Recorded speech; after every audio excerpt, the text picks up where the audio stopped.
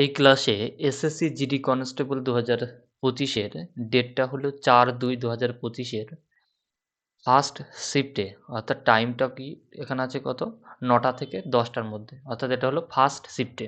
এই ফার্স্ট শিফটে অঙ্কের উপর যে ২০টা কোয়েশ্চেন এসেছিল সেই ২০টা কোয়েশ্চেনের সবথেকে বেস্ট সলিউশন দেখে নেব। তো ক্লাসটা আমি এবার শুরু করছি।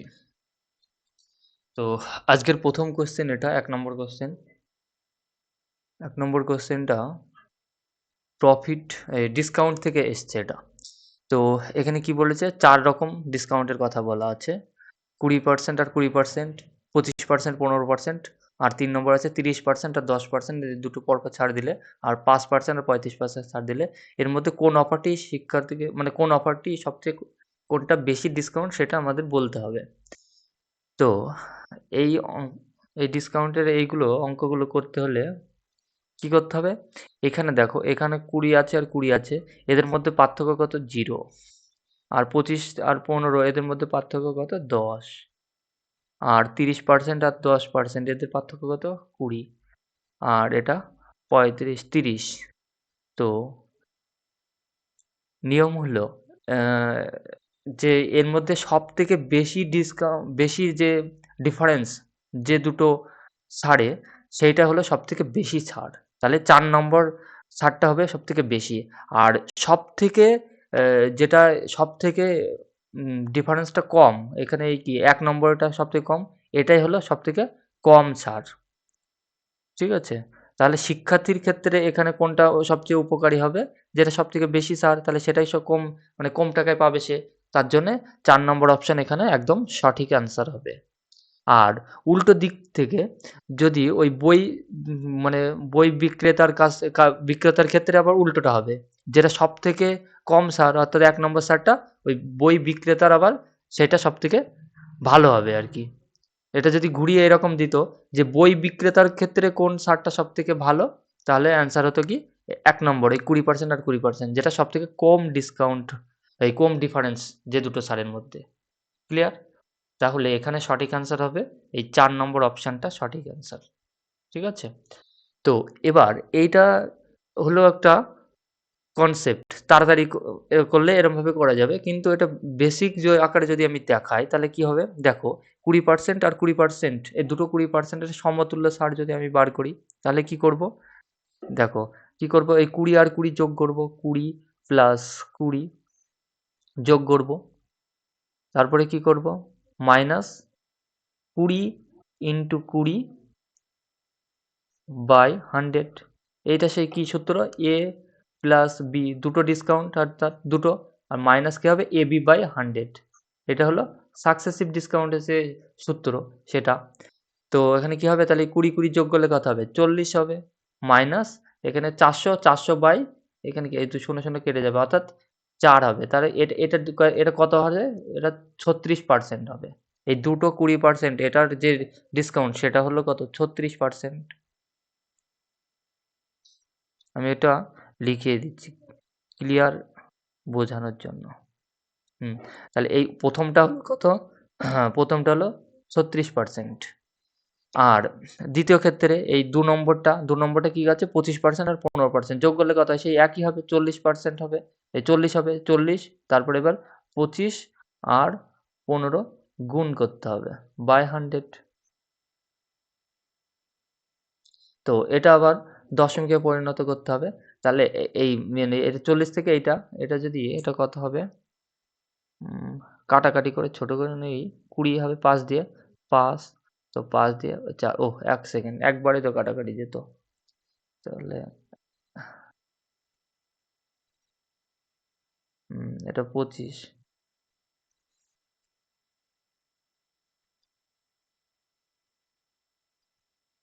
এটা একবারে ৪ যেত। তাহলে এটা ৪০ থেকে ১৫/৪ বিয়োগ করতে হবে। ১৫/৪ কে যদি আমি দশমিকে পরিণত করি তাহলে কত হবে? ১৫/৪ ১৫/৪ দশমিকে পরিণত করলে হবে ৩ চারা ১২ ৩ চারা ১২ ৩০ থাকে তাহলে ৩ চারা ১২ ৩ চারা ১২ তো ৩ থেকে দশমিক, ৪ ৭ টা ২৮ 3.75, তাহলে 40 থেকে 3.75 বিয়োগ করতে হবে। তাহলে এবার এখানে দেখো, তাহলে এটা কত হবে? এটা দাঁড়াবে কত? 40 থেকে 3.75 বিয়োগ করলে এটা হবে আ আ 36.25, 25%। দেখো এইগুলো সব বাড়বে। তাহলে এই ২ নম্বরটা কত হবে? 36.25%। ক্লিয়ার? এইগুলো হচ্ছে কেন? যত ডিফারেন্স বেশি থাকবে, গুণ করলে তাদের মানে এটা যে দশমিকের যে ইয়েটা আসছে এটা সবথেকে কম হয়ে যাচ্ছে। সেম ভাবে আবার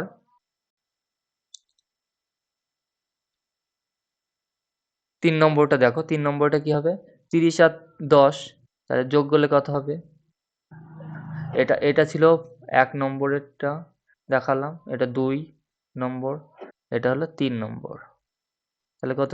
-৩০ * 10/100, ০, ০ কেটে দিলাম। তাহলে ৩, তাহলে ৪০ থেকে ৩ বিয়োগ করলে কত হবে? তাহলে এখানে ৩৭% হবে ৩ নম্বরেরটার ক্ষেত্রে।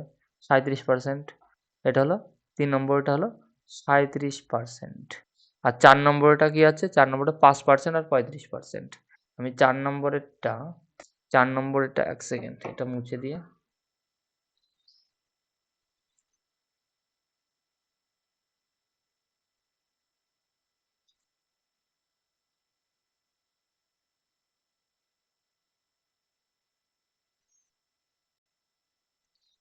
এইখানে করে করে দিচ্ছি ৪ নম্বরেরটা। কি আছে? ৫% আর ৩৫%। এটা যোগ করলেও সেই ৪০ হবে। বিয়োগ কি হবে? ৫ * ৩৫/১০০। তাহলে এটা কত হবে? সেই ৪০ই হবে। ৪০ থেকে বিয়োগ করতে হবে কত? এটা আমি যদি একবারে গুণ করি ৫ ৫ ৫ ৫ ২৫, ৭ থেকে ২ ১৫ ১৭, তাহলে বাই ১০০, তাহলে এটা কত হবে? ৪০ মাইনাস 1.75, তাহলে এটা কত হবে? যদি ৪০ থেকে ২ বিয়োগ করতাম তাহলে ৩৮ হতো। তাহলে উম যদি এত বিয়োগ তাহলে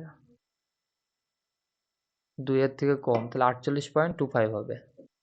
৪৮ পয়েন্ট, তাহলে এটা কত হবে? এই ৩৮.25 হবে এটা। ৩৮.25। ৪ নম্বরটা হবে ৩৮.25, ৩৮.25%। তাহলে এটা হলো বেসিক। পরীক্ষার ক্ষেত্রে এটা করার কোনো দরকার নেই। আমি বোঝানোর ক্ষেত্রে এত বড় করে ডিটেইলসে তোমাদের দেখালাম। ১ম এ যেভাবে দেখালাম সেটাই পরীক্ষার ক্ষেত্রে করবে। তাহলে এখান থেকে আমি কি বুঝলাম? এখান থেকে আমি বুঝলাম সবথেকে সবথেকে বেশি ডিসকাউন্ট কোনটা? এই ৪ নম্বরটা। তাহলে এই ৪ নম্বরটাই হবে সঠিক অ্যান্সার নেক্সট। দুটি শঙ্কুর উচ্চতার অনুপাত দেওয়া আছে 4:3 আর তাদের ভূমির ব্যাসার্ধের অনুপাত 1:2, তাহলে তাদের আয়তনের অনুপাত কি হবে সেটা বার করতে হবে। তো আমরা জানি শঙ্কুর আয়তনের সূত্র কি? 1/3 পাই আর স্কয়ার এইচ। তো এবার আমরা তাহলে কি এই উচ্চতাগুলো আমরা ধরে নেব, একটা 4h আর একটা 3h এরকম ভাবে ধরতে হবে। আর ব্যাসার্ধের ক্ষেত্রে 1r, 1r আর একটা 2r, 1r বলতে r, শুধু r।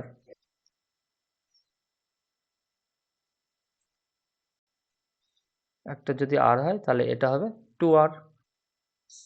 তো এবার এই দুটোরই যদি আমি আয়তনে বার করি তাহলে কি হবে? প্রথমটার আয়তন বার করলে কালিটা চেঞ্জ করে নিই। হুম। প্রথমটা কি হবে? 1/3 পাই তো থাকবেই, পাই আর স্কয়ার বলতে এখানে কি হবে? আর স্কয়ার বলতে এখানে এই টা স্কয়ার হবে এখানে এইটা। প্রথমটার আর বলতে আর, তাহলে আর স্কয়ার। আর এইচ বলতে প্রথমটার ক্ষেত্রে 4h, 4h। এদের অনুপাত চেয়েছে, তাহলে অনুপাত 1/3 পাই আর স্কয়ার বলতে 2r এর স্কয়ার, অর্থাৎ এখানে কি হবে তাহলে? এটা হবে 4r স্কয়ার হবে।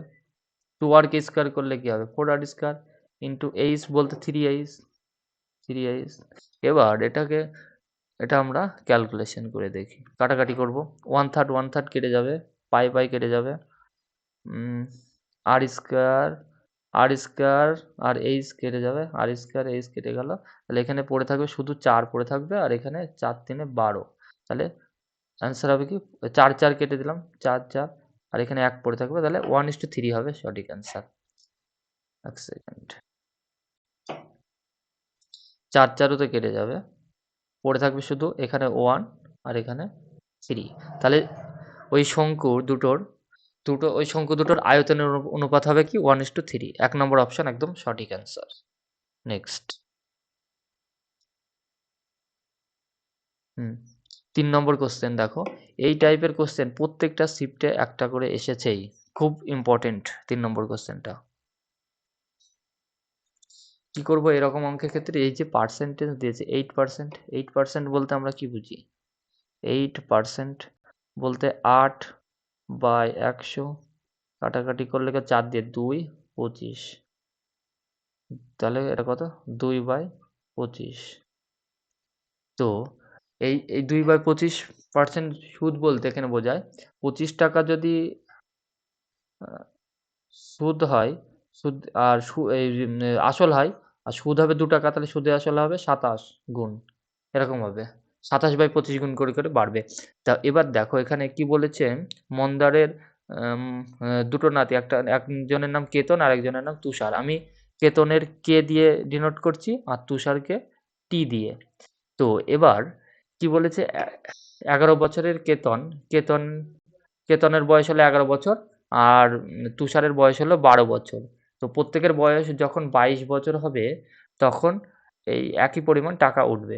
তাহলে এই যার বয়স 11 বছর তার 22 বছর হতে হলে, 22 বছর হতে হলে কতবার 11 বছর কাজে লাগাতে হবে, টাকাটা 11 বছর খাটবে। তাহলে 11 বছর যদি সুদে খাটে, তাহলে এই কি গুণ আকারে বাড়বে? এই 27 ইন্টু 25 গুণ আকারে বাড়বে, 27/25, 27/25। তা এর পাওয়ার হবে কত? প্রথম কেতনের ক্ষেত্রে 11, আর এর ক্ষেত্রে তুষারের ক্ষেত্রে হবে কত? এই 27/25। এরকম ভাবে চক্রবৃদ্ধি সুদের ক্ষেত্রে বাড়বে, তো তার জন্য এই এত হারে গুণ আকারে বাড়বে। তো এর পাওয়ার কত হবে? এর পাওয়ার হবে, এর বয়স হচ্ছে 12 বছর, এর 22 বছর হতে সময় লাগবে কত? 10 বছর, তাহলে এর পাওয়ার হবে 10। তো এই দুটো টাকা বলেছে সমান হবে, তাহলে এখানে সমান হবে, সমান দিয়ে দিলাম। এবার এটা আমি ক্যালকুলেশন করলে অ্যান্সার পেয়ে যাব। তো এবার যদি কাটাকাটি করি, এই 27/25 এর পাওয়ার এখানে 11 আছে, আর এখানে 10 আছে, তাহলে এখানে কি হবে? এখানে শুধু এই 27/25 এইদিকে পড়ে থাকবে, একটা পাওয়ার পড়ে থাকবে। তাহলে এবার কে দিয়ে 27 কে গুণ করলে কত হবে? 27 কে হবে, আর এদিকে টি দিয়ে এই 25 কে গুণ করলে 25 টি হবে। তো এই কে আর টির যে রেশিও, সেটা বার করে নেব। তাহলে কত হবে? কে আর টি 25/27, 27। তো এখানে এই ক্ষেত্রে কি বোঝায়, যে কে বলতে কেতনকে যদি 25 টাকা দেয়, আর তুষারকে দেবে তাহলে 27 টাকা, এই অনুপাতে দেবে। কিন্তু আর যদি টোটাল টাকা তাহলে কত হবে? 25 আর 27 52 টাকা, তো 52 টাকা, কিন্তু এখানে টোটাল টাকা বলেছে 24,700 টাকা। তাহলে 24,700 টাকা, 24,700, এটা হলো 52র মান। আমাকে বার করতে হবে, বার করতে হবে বলেছে, তুষারকে কত টাকা দিয়েছিল? তুষার বলতে এখানে 27, 27 এর মান বার করতে হবে, 27 এর মান বার করতে হবে। তো এবার এটা কাটাকাটি করলে অ্যান্সার পেয়ে যাব।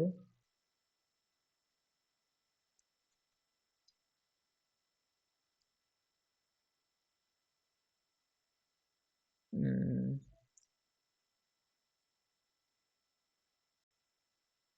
কাটাকাটি করতেই হবে। 52 দিয়ে একবারে কাটবো, 4 তেরং 52, 4 দিয়ে যাবে তো, হ্যাঁ, অল্প ছোট ছোট করে, 4 তেরং 52, 4 6 24, 4 1 4, 4 7 28, 4 5 20, 13 দিয়ে 13, 4 তেরং 52, 4 তেরং 52, 52, তাহলে 9 97, 97, 7 তেরং 91,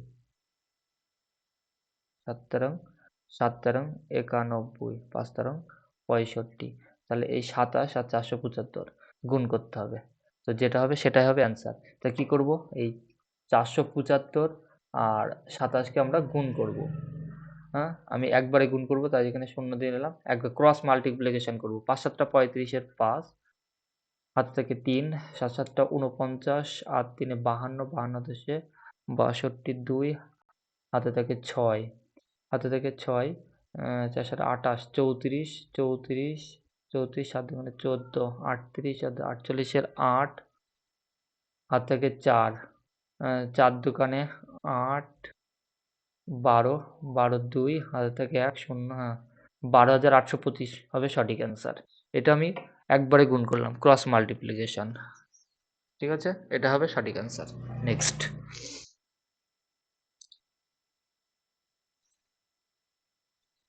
৪ নম্বর কোয়েশ্চেনটা টাইম অ্যান্ড ওয়ার্ক থেকে এসছে এটা। হুম, খুব সোজা এই অঙ্কটা। কি বলেছে? A একটি কাজ কত দিনে? ৩২ দিনে। B কত দিনে করে? ৪৮ দিনে। তো এদের এলসিএম নিয়ে নেব। এলসিএম কত হবে? 96। তাহলে এটার এফিসিয়েন্সি হবে ৩, এটা হবে ২। এবার বলছে ৮ দিন তারা একসাথে কাজ করে। তারা একদিনে একদিনে A করে ৩ কাজ, B করে ২ কাজ। দুজন মিলে একদিনে ৫ কাজ করে। তাহলে ৮ দিনে ৪০ কাজ করবে। তাহলে বাকি থাকবে আর কটা কাজ? ৯৬ মাইনাস ৪০, ৬, ৫, ৫৬ কাজ। এবার বলেছে এই ৫৬ কাজের 60%, 60% কত হবে সেটা বার করে নিই। তাহলে এটা কত? ৩, ৫, হ্যাঁ, কত হবে এটা?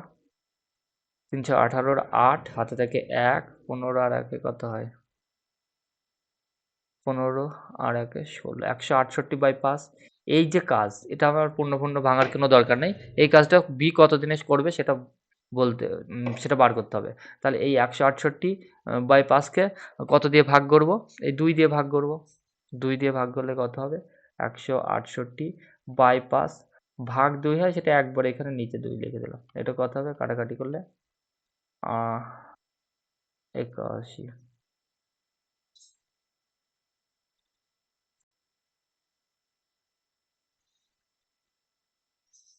একটু ভুল হয়েছে, আশা করি দেখি।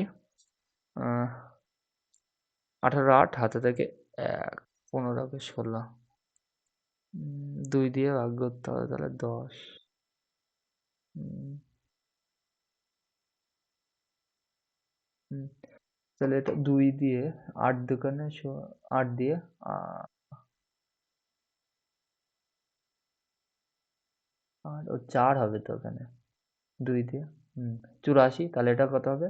৮৪/৫। এবার এটাকে পূর্ণই অ্যান্সার চেয়েছে, পূর্ণই এসছে। তাহলে কি হবে? ৫ ষোল ৮০ আর ৪ থাকে ৪/৫। পূর্ণই অ্যান্সার করতে হবে। তাহলে ১৬ পূর্ণ ৪ এর ৫ হবে সঠিক অ্যান্সার। ক্লিয়ার? নেক্সট। ৫ নম্বর কোয়েশ্চেনটা ভীষণ ইম্পোর্টেন্ট কোয়েশ্চেন এটা। কি বলেছে?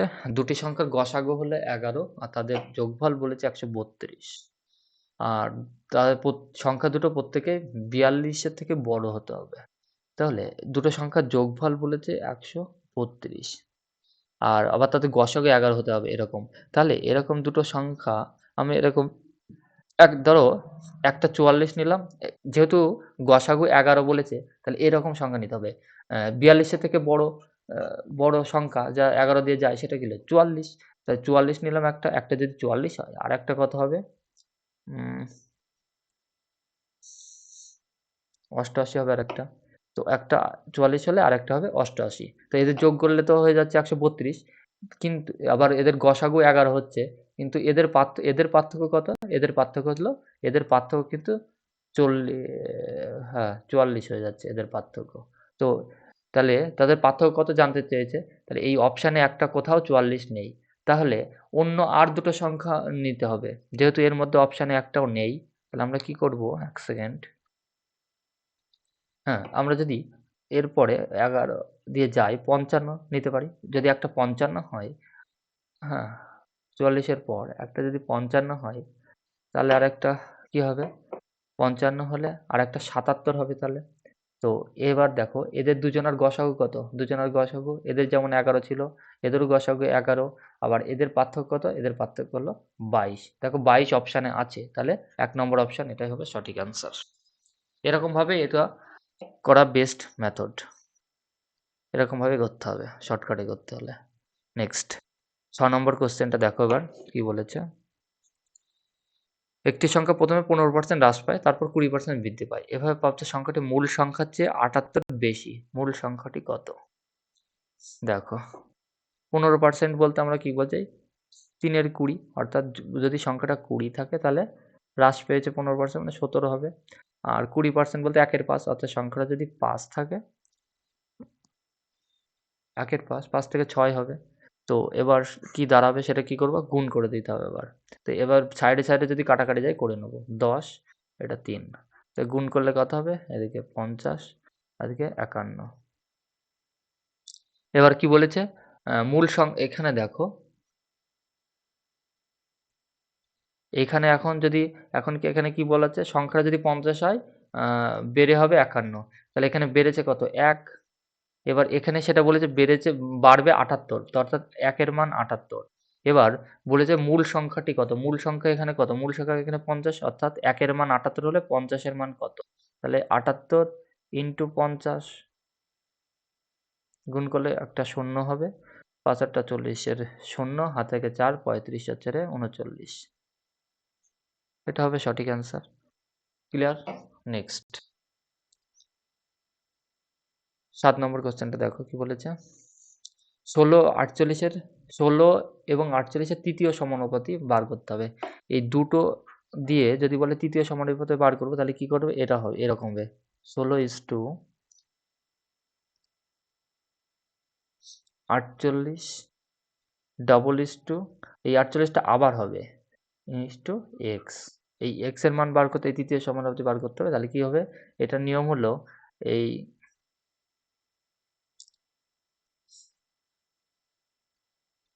১৬/৪৮ = ৪৮/x।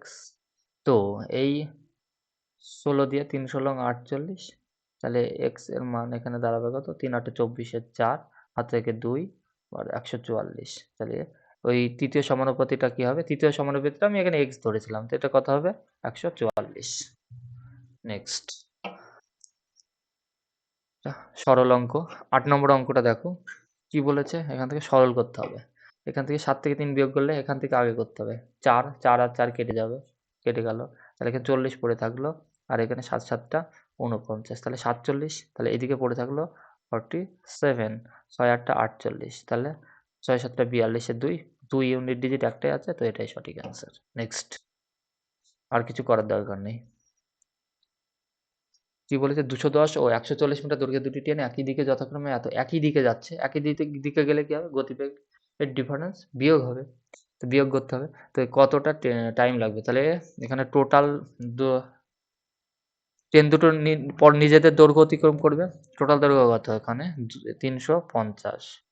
এবার এই ৩৫০ মিটার অতিক্রম করতে গতিবেগ এখানে কত?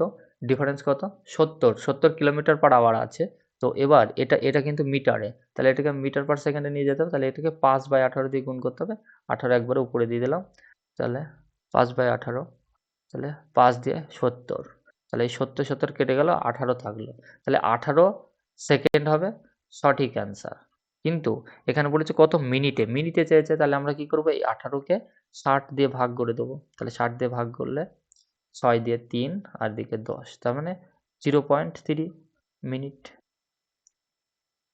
0.3 মিনিট হবে সঠিক অ্যান্সার। নেক্সট ১০ নম্বর কোয়েশ্চেনটা কি বলেছে?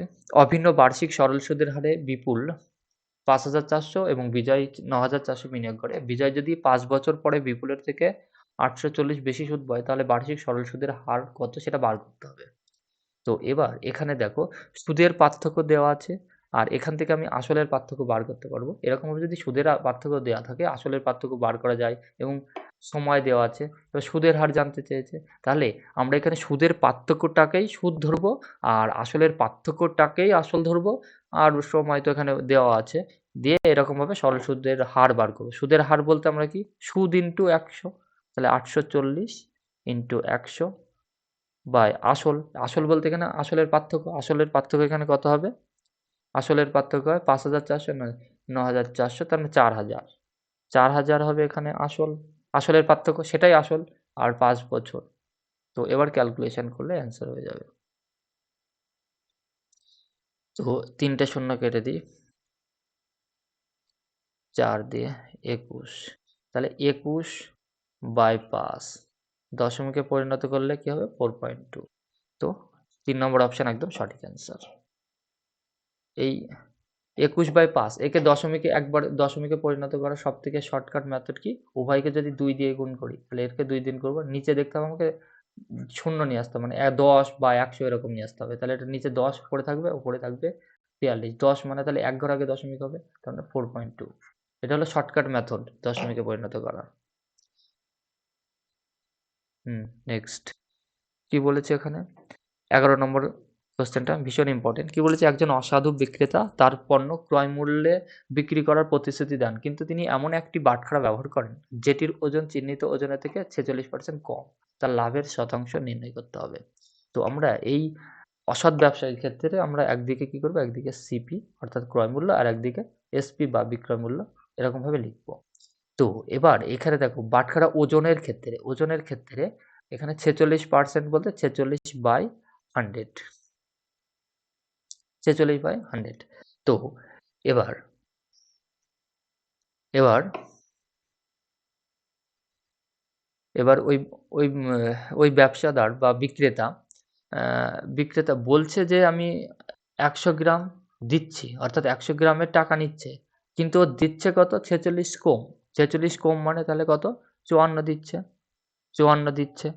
মানে এইটা দিয়ে তো ওকে কিনতে হয়েছিল। কম দিয়েছে, 46 কম দিলে ওকে 54, এই 54 কেজির দামই তো ওকে কিনতে হয়েছিল। 54 কেজির যে ক্রয় মূল্য সেটা দিয়ে তো ওকে কিনতে হয়েছিল। তাই এখানে ক্রয় মূল্যের নিচে 54 লিখতে হবে। তো এবার আমরা এটাকে ক্যালকে কাটাকাটি করে ছোট করে নেব। 27 দোকানে 54 আর এদিকে 50 দোকানে 100। তাহলে একটা জিনিস তুমি 27 টাকায় কিনে যদি 50 টাকায় বেচো, তাহলে লাভ কত হলো আমার? লাভ হলো 23 টাকা। 23 টাকা লাভ হলো 27 টাকার উপর 100 কত? তো এটা হবে 2300/27। পূর্ণ ভাঙলে কত হবে? 8 দিয়ে যাবে, তারপরে 5, 85 পূর্ণ 5/27%। 85 পূর্ণ 5/27%, এটা হবে সঠিক অ্যান্সার। ঠিক আছে, ক্লিয়ার? এই অসৎ ব্যবসায়ীর ক্ষেত্রে এইখানটা আমি আরেকবার বুঝিয়ে দিচ্ছি। এখানে দেখো, এই কম ওজনের ক্ষেত্রে যে ওজনটা মানে এখানে নিচে থাকবে, সেটা কি? সেটার দাম তো নিয়ে নেবে। 100 কেজির দামই তো নেবে। 100 কেজির দামই নেবে। কিন্তু দিচ্ছে কত? এই 46 কেজি, 46 কম দিচ্ছে আরকি। এই 46 কম দিচ্ছে। তার মানে দিচ্ছে কত আল্টিমেটলি? ১০০ র মধ্যে 46 কম দিলে কত দেবে? এই 54 দিচ্ছে। মানে এই 54 র দাম। তো দাম দিয়ে তো ওকে কিনতে হয়েছিল এই 54 র দাম দিয়ে।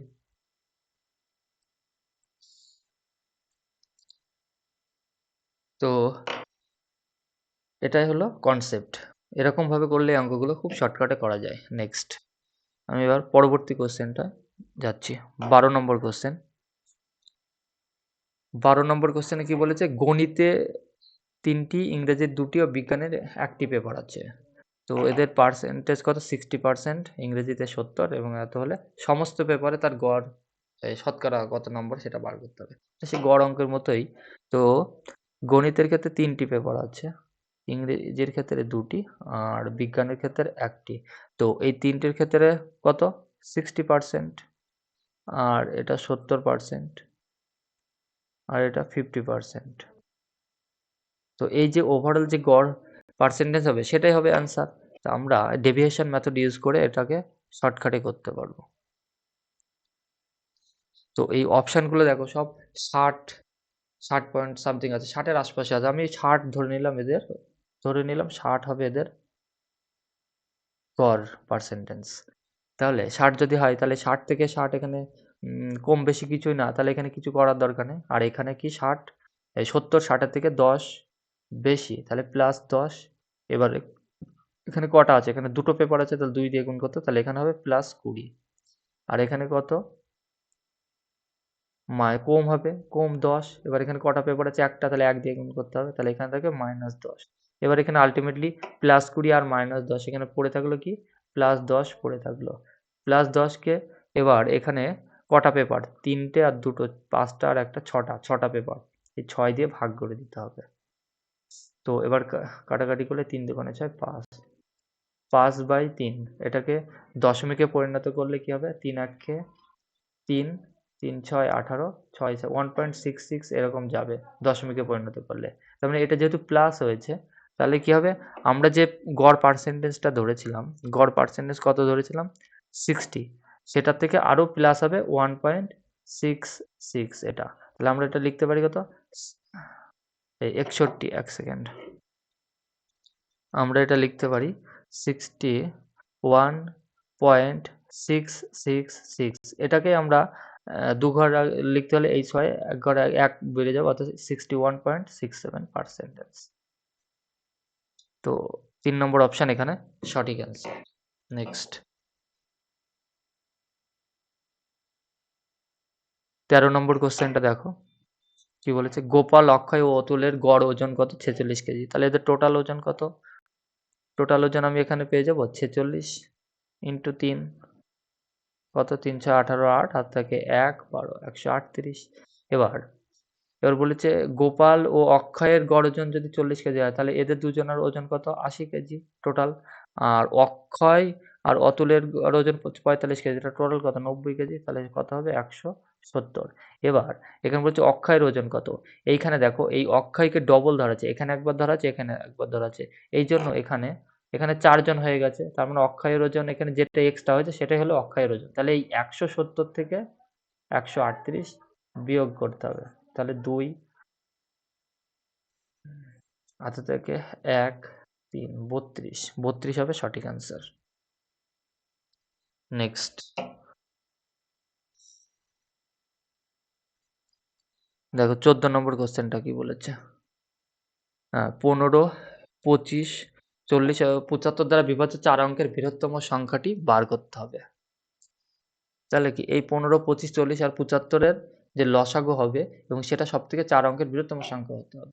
তাহলে আমাদের বেসিক নিয়মে করতে হলে কি করতে হবে? এদের লসাগু বার করে আবার গুণ করে 4 অঙ্কের সবথেকে বড় যে সংখ্যাটা হবে সেটাকে, মানে এদের যেটা এলসিএম হবে, সেই তাকে প্রথমে 1 দিয়ে গুণ করতে হবে, তারপরে 2, এরকম বাড়াতে যেতে হবে, অনেকটা টাইম সাপেক্ষ। তো আমরা এটা শর্টকাটে করতে হলে সবথেকে কি করব? এবার দেখো এইখানে যে সংখ্যাটা হবে সেই সংখ্যাগুলো, যে অপশানটা হবে সেই অপশানটাও এদের এলসিএম। তাহলে কি সেই অপশানটাও এই প্রত্যেকটা সংখ্যা দিয়ে পৃথকভাবে বিভাজ্য হবে। তাহলে এবার এখানে লক্ষ্য করে দেখো, এখানে যেহেতু 40 আছে, তার মানে সংখ্যাটি কি 40 দিয়ে বিভাজ্য মানে কি সংখ্যাটি 4 দিয়েও বিভাজ্য হবে, আবার 10 দিয়েও বিভাজ্য হবে, আবার যেটা 4 দিয়ে বিভাজ্য সেটা 2 দিয়েও বিভাজ্য হবে। তাহলে এবার দেখো এই সংখ্যাটা তো 99 আছে, তাহলে এটা তো কখনো 4 দিয়ে বিভাজ্য হয় না, তাহলে এটা কাটা। আর 10 দিয়ে, এটা তো 10 দিয়ে বিভাজ্য হলে শেষে একটা শূন্য হতে হবে, তাহলে এটা 10 দিয়ে বিভাজ্য হবে, 10 দিয়ে বিভাজ্য হবে, আবার এটা 4 দিয়েও বিভাজ্য হবে, তাহলে এটা রেখে দেবো। আর এটা 60, এটা 10 দিয়ে বিভাজ্য হবে বা 4 দিয়ে বিভাজ্য হবে, তাহলে এটাও থাকবে। আর এই 75, এটা তো কখনো 4 দিয়ে বিভাজ্য নয়, তাহলে এটা কেটে দেবো, 4 দিয়ে বিভাজ্য না, 10 দিয়ে বিভাজ্য না। এবার এখানে দেখো 15 আছে, 15 দিয়ে বিভাজ্যতার নিয়ম কি? সংখ্যাটা 3 দিয়েও বিভাজ্য হবে, আবার 5 দিয়েও বিভাজ্য হবে। তো এই সংখ্যাটা 5 দিয়ে বিভাজ্য, এই 3 নম্বর অপশানটা। কিন্তু দেখো 3 দিয়ে বিভাজ্য কিনা সেটা দেখি। 3 তিরিক্ষে 3 দিয়েও বিভাজ্য। তো এটা হচ্ছে না, 1 সেকেন্ড। 3 দিয়ে বিভাজ্য, আবার 5 দিয়েও বিভাজ্য, এইটা দিয়ে হবে না। উম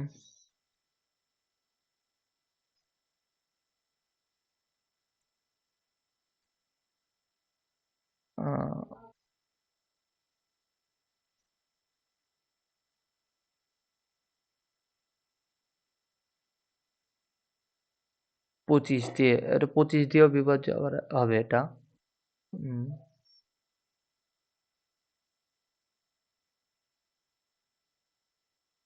1 সেকেন্ড।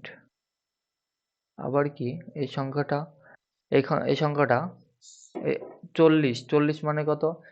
এটা তো আমরা এরমভাবে লিখতে পারি 5 ইন্টু 8। তাহলে সেটা কি 8 দিয়েও বিভাজ্য হবে।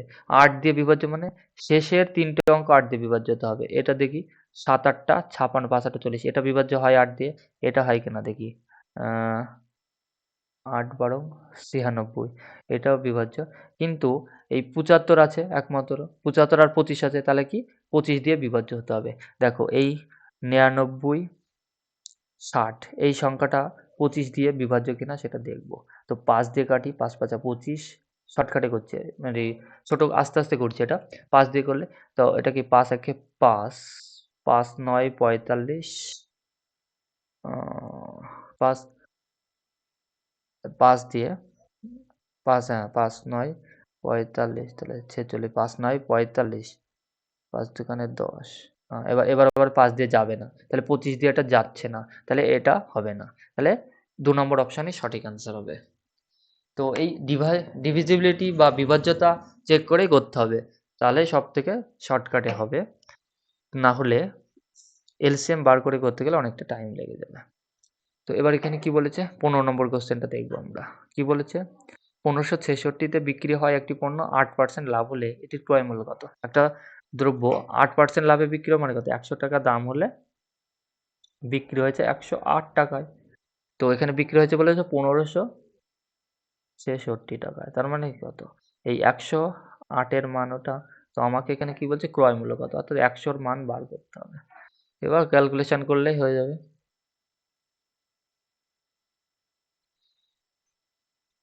4 দিয়ে 25, 4 দোকানে 8, 4 7 28,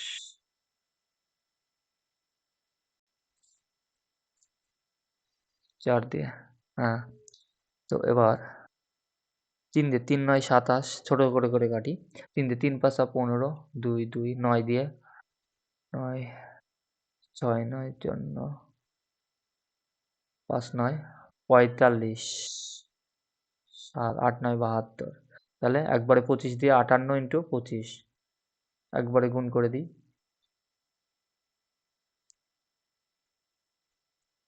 8 25 200, শূন্য হাতে থেকে 20, 5 25 125, 125 আর 20 145, তাহলে 1450 হবে সঠিক অ্যান্সার। কিছুই নেই অঙ্কটিতে। নেক্সট, তারপরে 16 নম্বর কোশ্চেনটা কি বলেছে, পেট্রোলের দাম 85% বেড়েছে, এর ব্যবহার কত শতাংশ কমালে পেট্রোল বাবদ খরচ মাত্র 48% বাড়বে?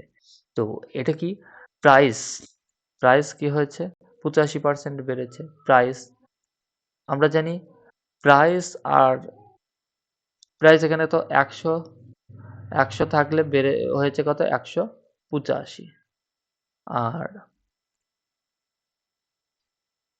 এর ব্যবহার বা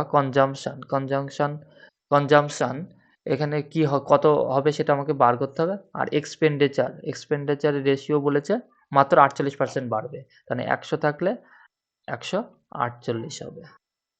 তো এবার আমি একটু এখানে কাটাকাটি করে ছোট করে নেব। কি করব, 5 দিয়ে 20, 5 দিয়ে 5 3 15, 5 3 15, 5 7 35, হ্যাঁ। আর এখানে কি হবে, 4 দিয়ে 25, 4 দিয়ে 3 4 12, 37। তো এবার এটা কি এই 25 কে উপরে নিয়ে যেতে হবে। এই 25 ইন্টু এই 25 এর কোণাকাটি কি আছে 37 আছে, তাই এই 37 হবে ইস্টু এই 37 টাকে আবার উপরে নিয়ে যাব। এই 37 ইন্টু এই 37 এর কোণাকাটি কি আছে, এই 20 আছে 20। এবার এটাকে কাটাকাটি করি। 1 সেকেন্ড। দেখো এখানে এই 37, 1 সেকেন্ড, এই 37 আর 37 কেটে যাবে, আর এখানে 20 আর 25, 5 দিয়ে 4 5 20 আর 5 5 25, অর্থাৎ কনজাম্পশনের যে রেশিও সেটা হবে 5:4, অর্থাৎ আগে যদি 5 কেজি ব্যবহার করতো এখন কেজি ব্যবহার করবে 4 কেজি, তাহলে এখানে কমেছে কত 1 কেজি কমেছে 5-এ, তো 100ই কত এই 5-এ 1 সেকেন্ড,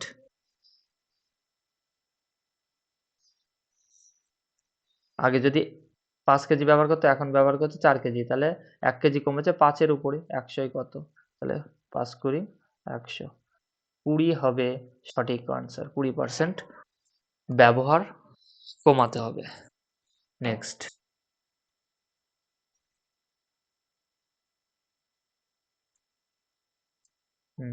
17 নম্বর কোশ্চেনটা দেখো আবার কি বলেছে।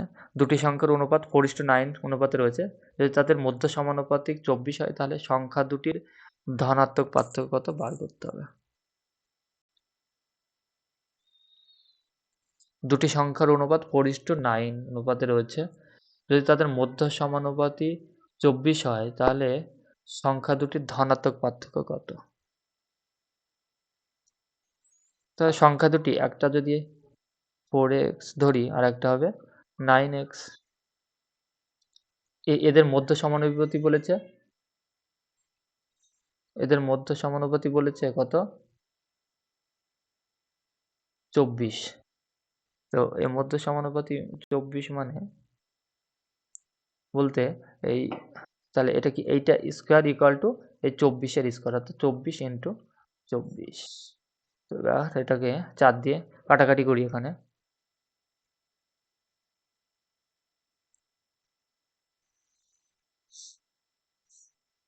ছয় 3 দিয়ে 3 3 9 2 3 দিয়ে 8। তাহলে এক্স স্কোয়ার ইকুয়াল টু কত হবে 16। তাহলে এক্স এর মান কত হবে 4। তাহলে একটা সংখ্যা এক্স এর মান যদি 4 হয় তাহলে 4 4 16, একটা যদি 16 হয় আর একটা 36 হবে। তো এদের মধ্যে পার্থক্য কি বলেছে, তাহলে 36 আর 16 পার্থক্য কত 20। 20 হবে সঠিক অ্যান্সার। নেক্সট 18 নম্বর কোশ্চেনটা কি বলেছে দেখি। 18 নম্বর কোশ্চেনটা এবার দেখো। এত 28 60 120 দ্বারা এর লসাগু কত। তো লসাগু মানে কি, লসাগু এর মধ্যে যে কোনো অপশান একটা লসাগু হবে, তাহলে লসাগু মানে কি এই প্রত্যেকটা সংখ্যা অর্থাৎ এই 28 যে যে অপশানটা হবে সেটা অর্থাৎ এদের যে লসাগু হবে সে 28 দিয়েও ভাগ করা যাবে, তাকে 60 দিয়েও যাবে, 120 দিয়েও যাবে, 135 দিয়েও যাবে। তো কোনো সংখ্যাকে যদি 60 দিয়ে ভাগ করা যায় তার মানে কি তাকে পৃথকভাবে 3 দিয়ে যেতে হবে, 2 দিয়ে যেতে হবে, হ্যাঁ 6 দিয়ে যেতে হবে। এক সেকেন্ড, এগুলো আহ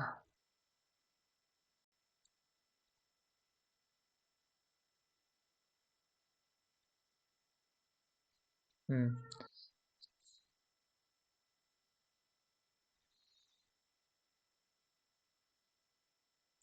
তাকে 60 মানে কি 3 দিয়ে যেতে হবে, 2 দিয়ে যেতে হবে, 6 দিয়ে যেতে হবে, আবার 10 দিয়েই যাবে।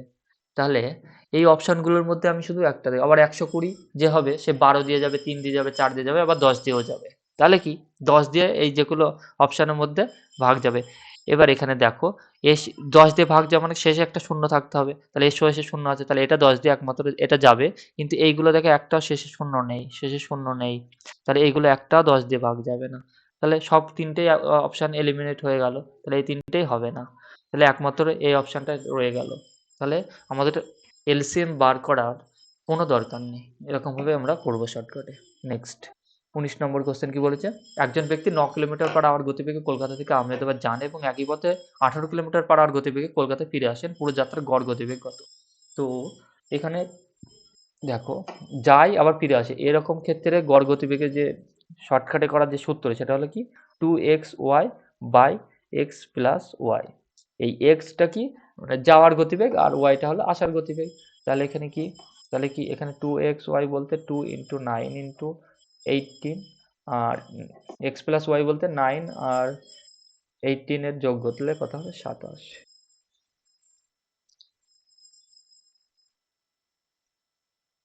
কাটাকাটি করলে 9 দিয়ে 3, 3 দিয়ে 6, 6 দোকানে 12। তাহলে গড় গতিবেগ হবে 12। নেক্সট 20 নম্বর কোশ্চেন। এটা হলো আজকের লাস্ট কোশ্চেন। কি বলেছে, যদি একটি নির্দিষ্ট অর্থরাশি 2 বছরে একই সুদের হারে সরল সুদ যদি 42 টাকা হয় আর চক্রবৃদ্ধি সুদ যদি 51 টাকা, তাহলে ওই মূল অর্থরাশির পরিমাণ কত সেটা বার করতে হবে। এই অঙ্কগুলো শর্টকাটে করতে হলে আমরা কি করব, যদি দেখো সরল সুদের ক্ষেত্রে প্রত্যেক বছর সুদ একই হারে বাড়ে, একই হারে মানে যদি প্রথম বছরে যদি 3 টাকা থাকে দ্বিতীয় বছরেও সুদ 3 টাকা পাবে, তৃতীয় বছরেও 3 টাকা পাবে, এরকম যে ক বছর হবে সব বছরে একই সুদ পাবে। কিন্তু চক্রবৃদ্ধি সুদের ক্ষেত্রে প্রথম বছর যদি 3 টাকা পায়, এই দ্বিতীয় বছরে আবার এই 3 টাকার উপরেও সুদ পাবে, 3 টাকার উপরেও সুদ পেয়ে এক্সট্রা হবে, এরকমভাবে বাড়তে বাড়তে থাকবে। এটা হলো কনসেপ্ট। এবার দেখো অঙ্কটা। এক সেকেন্ড। এবার অঙ্কটা দেখো। তো এই ২ বছরের সরল সুদ বলেছে ৪২ টাকা। তাহলে ১ম বছরে যদি ২১ টাকা হবে, দ্বিতীয় বছরেও ২১ টাকা।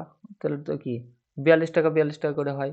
এটা হলো ১ম বছর আর এটা হলো দ্বিতীয় বছর। এটা ১ম বছর, এটা দ্বিতীয় বছর। ক্লিয়ার? সেকেন্ড। তো আর এই এবার দেখো চক্রবৃদ্ধি সুদ বলেছে আবার ৫১ টাকা। তাহলে এক্সট্রা টাকা? ৯ টাকা। এই ৯ টাকায় হলো কি?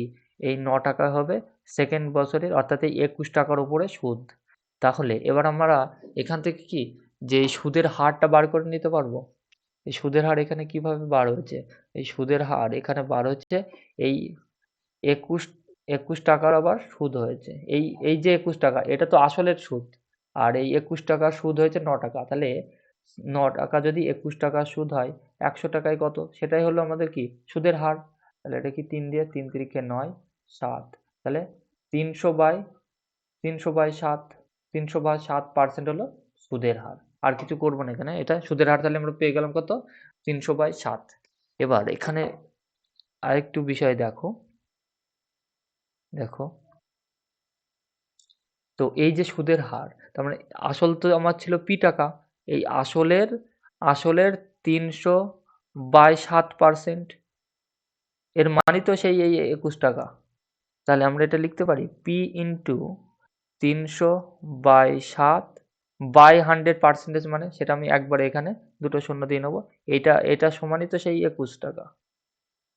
ক্লিয়ার? এবার কাটাকাটি করলে অ্যান্সার পেয়ে যাব।